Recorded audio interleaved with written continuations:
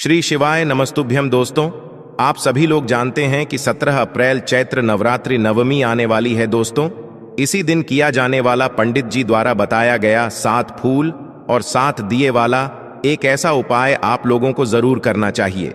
यह उपाय पंडित जी ने अपनी अभी की सीहोर की कथा में ही बताया है। यह उपाय बहुत सारे लोग करने वाले हैं और उपाय को समझना ज्यादा जरूरी है, क्योंकि जब आप उपाय को सही तरीके से करोगे वह उपाय काम करेगा, अन्यथा वह उपाय काम ही नहीं करेगा। देखिए, यह दिन इतना खास होता है, इतना महत्वपूर्ण होता है। देखा गया है कभी कभी बड़े बड़े पूजा पाठ अनुष्ठान से जो मनोकामना पूर्ण नहीं होती है, वह चैत्र नवरात्रि का नवमी के दिन एक छोटे से उपाय करने से ही आपकी मनोकामना पूर्ण हो जाती है और इससे आपके घर परिवार में भी खुशियां आएंगी। आपके पितृ जब आपसे प्रसन्न होंगे तो वह आपको अच्छा आशीर्वाद देंगे, जिसकी वजह से आपके घर में सभी काम सफल भी हो जाएंगे। और बहुत सारे लोगों ने इस उपाय को किया भी है और उनको इस उपाय को करने का फल भी जरूर मिला है। अगर आप लोग भी इस उपाय को चैत्र नवरात्रि नवमी के दिन करना चाहते हैं तो आप 7 फूल और 7 दिए वाला उपाय को पहले अच्छे से समझ लेना, सुन लेना, उसके बाद करना। आपको इस उपाय का फल जरूर मिलेगा और इस उपाय को करने से आपके घर में चाहे किसी भी प्रकार की दुख और समस्या क्यों ना चल रही हो, आपको उसका कारण भी नहीं पता है कि भाई ये समस्या किस कारण से चल रही है। उसका कुछ भी कारण हो सकता है, जैसे पितृदोष हो सकता है या किसी भी तरह का मंगल दोष भी हो सकता है। पर आपको इस उपाय को करने के लिए अपने दोष को पता लगाने की भी जरूरत नहीं है। चैत्र नवरात्रि नवमी के दिन इस 7 फूल और 7 दिए वाला उपाय को आप लोगों को कर लेना है। दोस्तों, अब हम समझते हैं इस वाले उपाय को हमें करना किस समय है। तो सबसे पहली बात दोस्तों, हम समझते हैं कि ये 7 फूल और 7 दिए वाला उपाय करना किसको है। तो देखिए, यहाँ पर सीधी सी बात है कि ये 7 फूल और 7 दिए वाला उपाय है। ये किस लिए किया जा रहा है? ये मनोकामना को पूर्ण करने के लिए किया जा रहा है, या आपके जीवन में जो दुख और परेशानियां हैं उनको दूर करने के लिए किया जा रहा है, या आपका कोई बड़ा काम है जो कि नहीं हो पा रहा है, आप उसके लिए इस उपाय को कर सकते हो। तो सीधी सी बात यह है कि आप अपनी किसी भी प्रकार की मनोकामना के लिए इस वाले उपाय को कर सकते हो। तो यह उपाय वह व्यक्ति कर सकता है जिस व्यक्ति को अपनी किसी भी प्रकार की मनोकामना भगवान शिव जी से पूर्ण करवानी हो। और अगर कोई भी माताएं बहनें जो है अपने घर की सुख और शांति के लिए, घर में धन समृद्धि को बढ़ाने के लिए वाला उपाय करना चाहती हैं, तो घर की जो बड़ी माताएं बहनें होंगी वह इस 7 फूल और 7 दिए वाला उपाय को विशेष रूप से करें। अन्यथा इस उपाय को कोई भी व्यक्ति कर सकता है, चाहे वह बड़ा हो, चाहे वो छोटा हो, चाहे वह बच्चा हो। जिस व्यक्ति को ये 7 फूल और 7 दिए वाला उपाय समझ आ गया, वह व्यक्ति इस 7 फूल और 7 दिए वाला उपाय को चैत्र नवरात्रि नवमी के दिन जरूर करें, क्योंकि उसको इस उपाय को फल बहुत ही जल्दी मिल जाएगा। क्योंकि चैत्र नवरात्रि नवमी के दिन भगवान शिव जी बहुत आसानी से प्रसन्न हो जाते हैं। तो आइए अब हम समझते हैं कि इस 7 फूल और 7 दिए वाला उपाय को आपको करना कैसे है और इस उपाय को करने का जो समय है वो क्या है। तो देखिए, इस चैत्र नवरात्रि नवमी के दिन किए जाने वाले ये 7 फूल और 7 दिए वाला उपाय है। यह मुख्य रूप से सुबह के समय होगा। किस समय होगा? सुबह के समय होगा। आपको कोशिश यही करनी है कि सुबह के समय हम इस 7 फूल और 7 दिए वाला उपाय को कर लें। पर किसी कारणवश अगर आप सुबह इस उपाय को ना कर पाओ, आपको कहीं काम से जाना हो या किसी और काम की वजह से आप उपाय को ना कर पाओ, तो आपके पास फिर दूसरा मौका रहेगा जो कि शाम के समय का रहेगा, प्रदोष काल का रहेगा।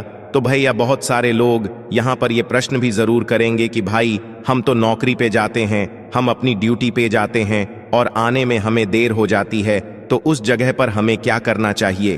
तो देखिए, उन लोगों को भी टेंशन लेने की जरूरत नहीं है। अगर आप लोग इस उपाय को शाम के समय प्रदोष काल में कर रहे हैं और अगर आप आने में देरी भी हो जाती है, आपको आने में रात 8 बजे तक भी अगर उपाय को करोगे तो भी चल जाएगा, और अगर इससे भी थोड़ा देर हो जाती तो भी आप उपाय को कर सकते हो। चैत्र नवरात्रि नवमी के दिन बस कोशिश करना कि समय के थोड़ा मतलब अंतर्गत ही कर लो। पर किसी कारणवश अगर ना कर पाओ तो फिर आप थोड़ा देरी से भी कर सकते हो, आपको उपाय का फल जरूर मिलेगा। क्योंकि भगवान शिव विजन बहुत ज्यादा प्रसन्न होते हैं सभी भक्तगणों से जो उनको प्रसन्न करते हैं। तो अब हम यहाँ पर समझते हैं कि आपको उपाय कैसे करना है। पहले तो स्नान करना है, शुद्ध होना है, शुद्ध वस्त्र पहनना है। और आप लोग नाम से ही समझते हैं, चैत्र नवरात्रि नवमी के दिन आप लोग शुद्धता का विशेष रूप से ध्यान रखिएगा। तो करना क्या है, देखो इस उपाय में आपको क्या क्या चीजों की आवश्यकता पड़ेगी आपको साफ साफ पहले ही पता चल गया होगा। उपाय में 7 फूल और 7 दिए का यहाँ पर वर्णन किया गया है, पर इसमें भी जो है आप लोगों के मन में बहुत ज्यादा कंफ्यूजन आएंगी कि 7 फूल जो हम ले रहे हैं क्या वो 7 फूल अलग अलग लेने हैं, और जो हम 7 दिए ले रहे हैं क्या वो मिट्टी के लेने हैं या आटे के लेने हैं, और उसके अंदर बात कौन सी रखनी है। देखो कितने सारे सवाल आप लोगों के निकल कर आ गए जिसके जवाब हम आपको देते हैं। सबसे पहली चीज, आप अगर फूल ले रहे हैं 7 फूल आपको लेने हैं, ना ज्यादा लेने हैं ना कम लेने हैं। 7 फूल आप कोई से भी ले सकते हैं जो आपको मिल जाए। 7 फूल वो आप लोग ले सकते हैं ऐसे फूल जो भगवान शिव जी को समर्पित होते हो। पर उदाहरण के लिए आप लोग अगर सफेद फूल ले रहे हो शिव जी पर चढ़ने वाले, तो 7 फूल सफेद ही लेना। ऐसा ना हो एक सफेद ले लिया, एक गुलाब का ले लिया, एक गेंदा का ले लिया। 7 मतलब एक गुलाब का फूल ले रहे हो तो 7 गुलाब के फूल लेना, गेंदा का ले रहे हो तो 7 गेंदा के ही फूल लेना है। तो यहाँ पर बदल बदल के फूल नहीं लेना है। 7 जो फूल आप लोग ले रहे हो वो एक ही फूल होंगे। मतलब गेंदा का फूल ले रहे हो तो 7 गेंदा के ही फूल होंगे। तो 7 फूल आप लोगों को यहाँ पर ले लेने हैं। उसके बाद में अब हम लोग बात करते हैं दीपक की। तो देखो यहाँ पर दिए जो यहाँ पर इस्तेमाल होंगे वो होंगे दोस्तों मिट्टी के दीपक। चैत्र नवरात्रि नवमी है तो यहाँ पर मिट्टी के दीपक ज्यादा यहाँ पर मायने रखेंगे। तो करना क्या है आप लोगों को जो है, मतलब ये दीपक जो है तैयार कर लेने हैं। कैसे करोगे मिट्टी के साथ? दीपक आपको लेना है। 7 दीपकों के अंदर बाती कौन सी रखोगे? देखो यहाँ पर बाती की अगर बात की जाए तो यहाँ पर आप लोगों को लंबी बाती रखनी है।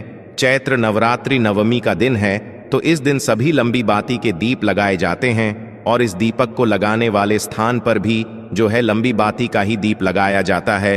तो 7 लंबी बाती तैयार करके 7 दीपकों के अंदर एक एक रख देना मिट्टी के दीपकों के अंदर। और उसके बाद में फिर आप लोगों को जो है एक घी का दीपक तैयार करना है।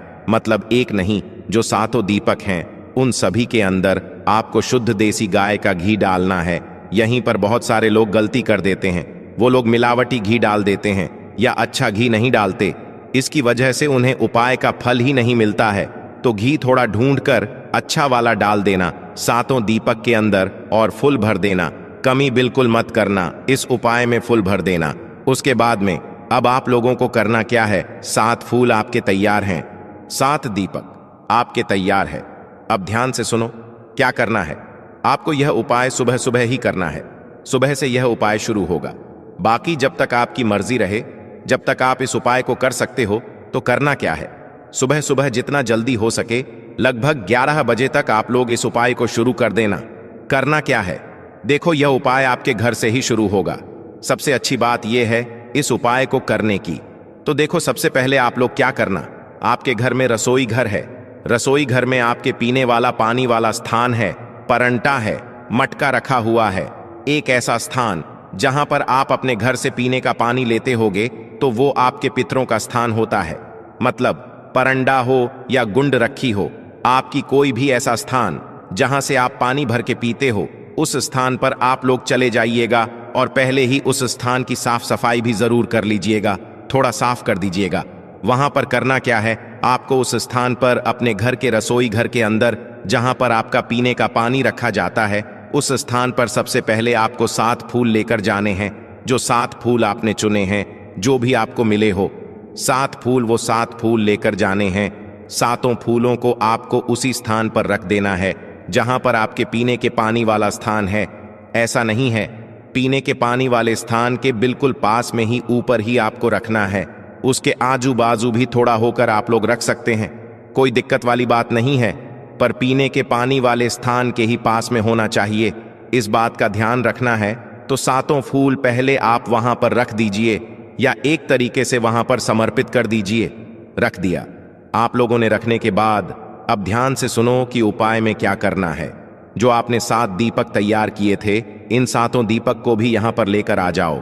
7 दीपकों को आप लोग क्या कर लो, जला लो। क्या करना है, जला लो 7 दीपकों को। 7 दीपक जैसे ही जल जाए तो इन 7 दीपकों को जो है आप लोग पहले 7 फूल आपने चढ़ा दिए उस स्थान पर जहां पर भी आप रख रहे हैं, ये परिंडे के पास में, फिर उसी के पास में फूलों के पास में इन 7 दीपकों को रख दो। कोई आरती कुछ नहीं करना है, मात्र पहले जला लेना है, फिर उठा कर जो है 7 दीपक फूल के पास में आपको रख देना है। रखने के बाद क्या करना है, इन दीपकों की पूजन करनी है। पूजन कहने का मतलब है कि इनको चंदन लगाओ, इनको तिलक करो। इनकी जो भी पूजन करते हो ना, जैसे आप भगवान की पूजन करते हो वैसे ही आप लोग इन 7 दीपकों की पूजन करो। मतलब पूजन ही करना है, आरती वगैरह कुछ नहीं करना है। इसमें पूजन हो गई, आपका तिलक वगैरह सब हो गया 7 उद्दीपक के लिए। उसके बाद में आप लोगों को क्या करना है, कुछ समय रुकना है। कब तक रुकना है, जब तक कि आपके यह दीपक ठंडे ना हो जाए। दीपक ठंडे होने का क्या मतलब है कि यह दीपक अपने आप, इनकी जो है पूरी बत्ती जब तक ना जल जाए, पूरे दीपक जब तक ये ना जल जाए, जब तक जो है आप लोगों को इन दीपक को वहीं पर जले रहने देना है। कुछ भी हाथ नहीं लगाना है। आप अपने बाकी काम कर सकते हैं, यहीं पर कहीं पर पास में भी बैठ सकते हैं। तो यहां पर ये आपके 7 दीपक आपने जलाकर छोड़ दिए। अब जब ये 7 दीपक आपके ठंडे हो जाएंगे, पूरे जल जाएंगे, उसके बाद वापस से आपको इस स्थान पर आना है। इस स्थान पर आने के बाद 7 दीपक तो आपको वहीं पर रखे रहने देना है, पर जो 7 फूल आपने चढ़ाए थे ना, उन 7 फूलों को आपको उठा लेना है। क्या करना है, 7 फूलों को, जो 7 फूल आपने लिए हैं, जो भी लिए हो, जो जिस भी तरह के फूल लिए हो, वो 7 फूल आपको उठा लेना है। अब इन 7 फूलों को लेकर आपने जब जब भी उठाए हो, आपके पास पूरे दिन का समय रहेगा। कितने समय का पूरे दिन का समय रहेगा, तो आप ध्यान रखना, दिन के समय में ही, मतलब शाम से पहले कभी भी आप इस उपाय को पूरा कर सकते हो। तो इन 7 फूलों को वहां से उठाना और सीधा लेकर जाना। पूरे दिन में कभी भी शिव जी के मंदिर में कोई आपके लिए रुक नहीं है। पूरे दिन में जब आपको समय मिल जाए, जब आपकी दीपक वहां पर ठंडे हो जाए, 7 फूलों को उठाना और पहुंच जाना शिव जी के मंदिर में। शिव जी के मंदिर में जाकर आप लोगों को क्या करना है कि इन 7 फूलों को भगवान शिव जी की शिवलिंग के ऊपर समर्पित करना, जलाधारी पर समर्पित करना, साइड में समर्पित करना, इधर समर्पित करना है आपको सीधा। इन्हें 7 फूलों को भगवान शिव जी की शिवलिंग के ऊपर समर्पित करना है।